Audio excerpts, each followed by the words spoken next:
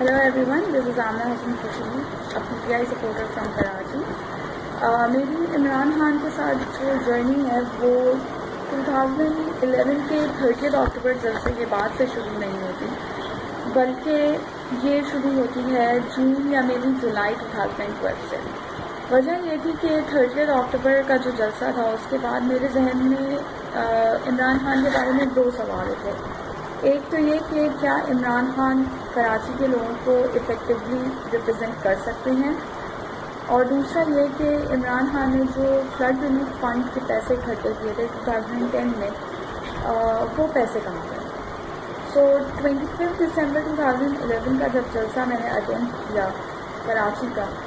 so that's when I realise that yes, Imran Khan शायद वो वाहिद leader है जो हमें लसानियत की बुनियाद पर डिवाइड नहीं कर रहा, बल्कि हमें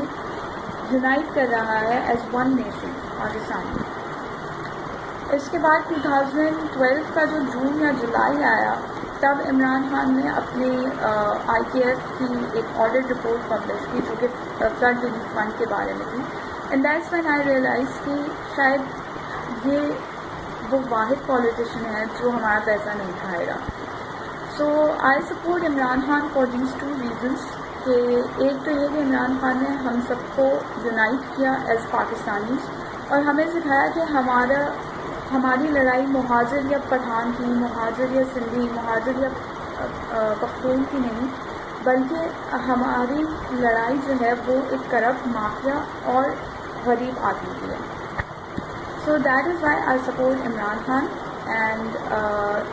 मेरी इमरान खान से यही एक्सपेक्टेशंस हैं that he would never divide us on basis of ethnic और लिंग्विस्टिक बेसिस, और वो हमेशा हमारा जो